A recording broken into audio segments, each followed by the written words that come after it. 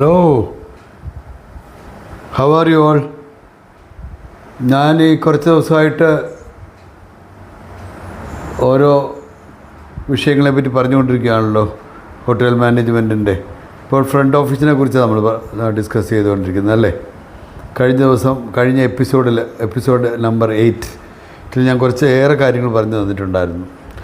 Front ഓഫീസിൻ്റെ ഇനി ഒരു വളരെ പ്രധാനപ്പെട്ട, അതിന് പല സെക്ഷൻസാണ് ഞാൻ പറഞ്ഞത്. അതിൽ ഒരു പ്രധാനപ്പെട്ട സെക്ഷനെ കുറിച്ചാണ് ഞാനിപ്പോൾ പറയാൻ പോകുന്നത്. ആ സെക്ഷൻ്റെ പേര് ബെൽ ഡെസ്ക് എന്നാണ്. ബെൽ ഡെസ്ക് എന്ന് പറഞ്ഞു കഴിഞ്ഞാൽ ഒരു ബെൽ ക്യാപ്റ്റൻ അല്ലെങ്കിൽ സീനിയർ ബെൽ ക്യാപ്റ്റൻ്റെ കീഴിലുള്ള ഒരു സെക്ഷൻ ഓഫ് ദ ഫ്രണ്ട് ഓഫീസാണ്. അപ്പം ആദ്യം ഒരു ഗസ്റ്റ് വന്ന് അറൈവ് ചെയ്ത് കഴിഞ്ഞാൽ ആദ്യം ഈ ബെൽ ഡെസ്കിലുള്ള സ്റ്റാഫ് ആണ് മീറ്റ് ചെയ്യുന്നത്. ഈ ഗസ്റ്റിനെ മീറ്റ് ചെയ്യുന്നു, സഹായിക്കുന്നു. കാറ് തുറന്ന് അതിൽ നിന്ന് ലഗേജസൊക്കെ എടുക്കുകയൊക്കെ ചെയ്ത് അവരെ സഹായിക്കുകയും അതുപോലെ തന്നെ അവരെ ആദ്യമായിട്ട് കാണുമ്പോൾ വിഷ് ചെയ്യുന്നുണ്ട്. ഗുഡ് മോർണിംഗ് സർ, അല്ലെങ്കിൽ good afternoon sir, or good morning ma'am, അങ്ങനെയൊക്കെ പറഞ്ഞ് നമ്മൾ ആ ഗസ്റ്റിനെ റിസീവ് ചെയ്യുകയാണ് ചെയ്യുന്നത്. അത് ബെൽ ഡെസ്കിലെ സ്റ്റാഫിൻ്റെ ഉത്തരവാദിത്വമാണത്. എന്നിട്ട് അവരാണ് റിസപ്ഷനിലേക്ക് ഈ ഗസ്റ്റിനെ കൂട്ടിക്കൊണ്ടുവരുന്നത്. അത് നമ്മൾ വളരെ ശ്രദ്ധിക്കേണ്ട ഒരു കാര്യമാണ്. അപ്പം ഈ ബെൽ ഡെസ്ക് എന്ന് പറഞ്ഞാൽ കയറി വരുന്ന, ഞാൻ പറഞ്ഞല്ലോ, എൻട്രൻസിൽ തന്നെയാണ് ബെൽ ഡെസ്ക് ഇരിക്കുന്നത് സാധാരണയിൽ. അവർക്കൊരു പ്രത്യേക യൂണിഫോമൊക്കെ കൊടുത്തിട്ടുണ്ട്. ഓരോ ഹോട്ടലിലും ഓരോ പ്രത്യേകതരം യൂണിഫോമാണ് ആയിരിക്കും. അപ്പം ഞാൻ വർക്ക് ചെയ്തിരുന്ന ഹോട്ടലിൽ ഞാൻ കൊടുത്തിരുന്ന യൂണിഫോം അല്ല അടുത്ത ഹോട്ടലിലെ ഒരു ബെൽ ഡെസ്കിലെ സ്റ്റാഫിൻ്റെ യൂണിഫോം. അങ്ങനെയൊക്കെയാണ് കേട്ടോ. അതൊക്കെ മാറി മാറി വരും.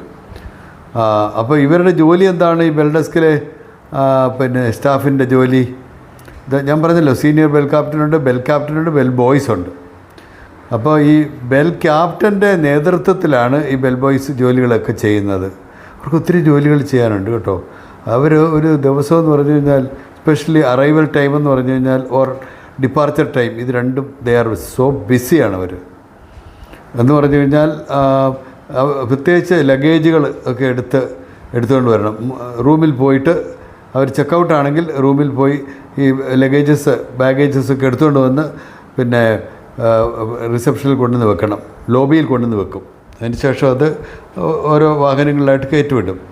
അതുപോലെ തന്നെ അറൈവലിലാണെങ്കിലും അങ്ങനെ തന്നെ ബാഗേജുകളൊക്കെ പോയി ഇവർ കളക്ട് ചെയ്ത് ലോബി കൊണ്ടുവന്ന് വെച്ചിട്ട് അവരുടെ ചെക്ക് ഇൻ പ്രൊസീജിയേഴ്സ് എല്ലാം കഴിഞ്ഞ് കഴിയുമ്പം ഈ ബാഗേജുകളൊക്കെ ആയിട്ട് അവരുടെ റൂമിലോട്ട് പോകും. ഉദാഹരണത്തിന് ഇപ്പോൾ ഒരു ഗ്രൂപ്പ് വരുന്നതിരിക്കട്ടെ. അപ്പോൾ ആ ഗ്രൂപ്പിൽ ഒരു മിനിമം 15 പേരെന്നുള്ളതാണ്, 15 ബാഗ്സ്. അപ്പോൾ ആ 15 പേര് ഉൾക്കൊള്ളുന്ന ഒരു ഗ്രൂപ്പ് വന്നു കഴിയുമ്പം അവരുടെ ബാഗേജുകളെല്ലാം അത് ചിലപ്പോൾ ഒരു വലിയ വണ്ടിയിലായിരിക്കും വരുന്നത്, കാറിലായിരിക്കുകയില്ല കേട്ടോ. അപ്പോൾ തീർച്ചയായിട്ടും അത് നമ്മൾ ശ്രദ്ധിച്ച് സീനിയർ ബെൽ ക്യാപ്റ്റനും ഒക്കെ വളരെ ബിസി ആയിരിക്കും. അപ്പോൾ ഈ ബെൽ ബോയ്സിനെ കൊണ്ട് ഈ കാര്യങ്ങളെല്ലാം ചെയ്ത് ബാഗേജസ് എല്ലാം കൊണ്ടുവന്ന് അടുക്കി നിരത്തി വെച്ച് അത് ഓരോരുത്തരുടെയും വരുന്ന ഗസ്റ്റുകൾ അത് ഐഡൻറ്റിഫൈ ചെയ്യും അവരുടെ ബാഗേജുകൾ. എന്നിട്ട് ഓരോരുത്തർക്കും ഒരു റൂം അലോട്ട് ചെയ്തിട്ടുണ്ടല്ലോ, ആ റൂമുകളിലേക്ക് ഇത് കൊണ്ടുപോയി വയ്ക്കും. ചിലപ്പോൾ ഒരു കംപ്ലീറ്റ് ഒരു ഫ്ലോർ ആയിരിക്കും അവർക്ക് കൊടുക്കുന്നത് ഈ വരുന്ന ഗസ്റ്റുകൾക്ക്. അപ്പോൾ ആ ഫ്ലോറിലേക്ക്, ഇപ്പോൾ 3rd ഫ്ലോർ എന്ന് ഇരിക്കട്ടെ, ആ 3rd ഫ്ലോറിലേക്ക് ഈ ബാഗേജുകളെല്ലാം കൊണ്ടുപോകും. അപ്പോൾ അത് വളരെ പ്രധാനപ്പെട്ട. പിന്നെ സിംഗിൾ ഗസ്റ്റായിട്ടൊക്കെ വരുന്നവരുണ്ടെങ്കിലോ, ഈ ബെൽ ബോയ് ഈ ഗസ്റ്റിനെ കൊണ്ട് നേരെ മുറിയിലോട്ട് പോയി അവിടെ ചെന്ന് ഇലക്ട്രോണിക് കീ കാർഡൊക്കെ ആയിരിക്കാം, ഇപ്പോഴത്തെ കാലത്ത്, പണ്ട് ചെക്ക് ചെയ്യായിരുന്നു, അത് വെച്ചിട്ട് ആ റൂം തുറന്നു കൊടുക്കുന്നു. അതെങ്ങനെയാണെന്ന് അറിയത്തില്ലാത്ത ഗസ്റ്റുകൾക്ക് എക്സ്പ്ലെയിൻ ചെയ്ത് കൊടുക്കുന്നു. പിന്നെ റൂമിൽ കയറി അവിടെയുള്ള എല്ലാ ഫെസിലിറ്റികളൊക്കെ കാണിച്ചു കൊടുത്ത് അവർക്കൊരു ഒരു നല്ല സ്റ്റേ, പ്ലസൻറ്റ് സ്റ്റേ എന്നൊക്കെ പറഞ്ഞ് വിഷ് ചെയ്ത് അവർ തേർട്ട് വരും.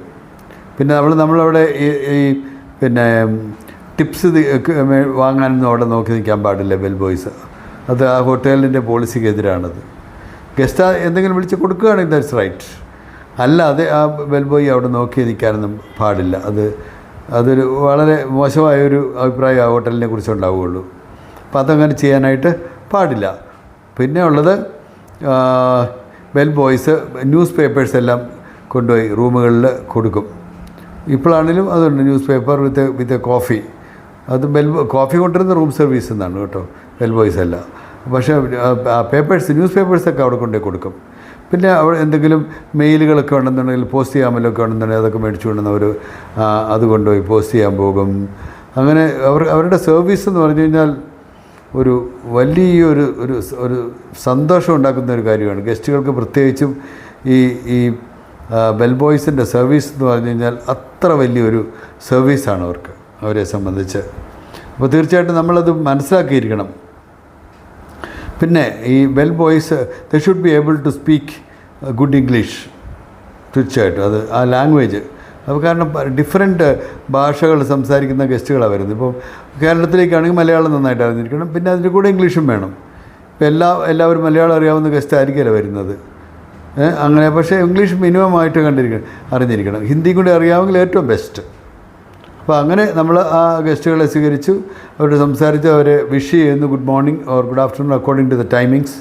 അങ്ങനെ നമ്മൾ ആ ഹോട്ടൽ റിസപ്ഷനിൽ കൊണ്ടുപോയി അവിടുത്തെ പ്രൊസീജിയറെല്ലാം കഴിഞ്ഞ് വെച്ചിട്ട് ചെക്ക് ഇൻ പ്രൊസീജിയറെല്ലാം കഴിഞ്ഞ്, ചെക്ക് ഇൻ പ്രൊസീജിയർ എന്ന് പറഞ്ഞാൽ അവിടെ ഒരു രജിസ്ട്രേഷൻ ഉണ്ട്, ആ രജിസ്ട്രേഷൻ ഫോമുണ്ട്, അതിനകത്ത് ഒപ്പിട്ട് കൊടുത്താൽ മതി. ബാക്കിയുള്ളതെല്ലാം അവിടുത്തെ ഫ്രണ്ട് ഓഫീസേഴ്സ് ഫില്ലപ്പ് ചെയ്ത് കൊടുത്തോളും.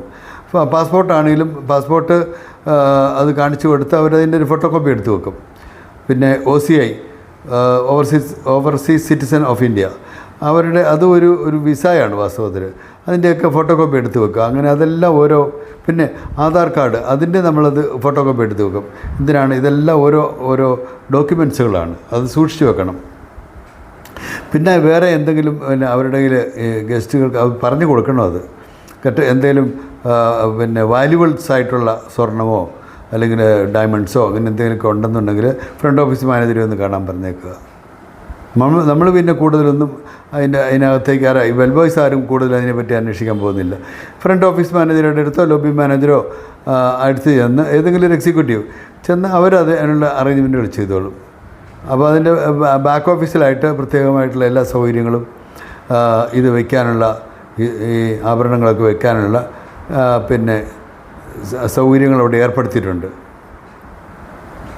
അപ്പോൾ അതിൻ്റെ ഡ്യൂപ്ലിക്കേറ്റ് ചാവി ഇവരുടെ കൊടുത്തു വിടും, ഒരു ചാവി ഫ്രണ്ട് ഓഫീസ് മാനേജറിൽ ഇരിക്കും. അങ്ങനെയാണ് സാധാരണഗതിയിൽ ആ ലോക്കറിൽ കൊണ്ടുപോയി വെച്ചിട്ട് അത് അങ്ങനെയുണ്ട്. 2 കീ കാണും അതിന് സാധാരണഗതിയിൽ. ചില സ്ഥലത്ത് 3 കീ ഉള്ള ലോക്കേഴ്സ് ഉണ്ട് കേട്ടോ. അപ്പോൾ ആ ലോക്കറിൽ അത് വെച്ചിട്ട് പോകുന്നവർ. പിന്നെ ബെൽ ബോയ്സ് പിന്നെ റണ്ണിങ് എറൻറ്റ് പല എന്തെങ്കിലും കാര്യങ്ങളൊക്കെ കൊടുക്കാനും മെസ്സേജ് കൊടുക്കാനൊക്കെ ആയിട്ട് ചിലപ്പോൾ പോകേണ്ടി വരും. അപ്പോൾ ഇങ്ങനെയുള്ള ഒത്തിരി ജോലികൾ ഈ പിന്നെ ബെൽ ഡെസ്കിലിരിക്കുന്ന ബെൽ ഡെസ്കിലെ ആ സ്റ്റാഫിൻ്റെ കടമയാണ് ദിവസം.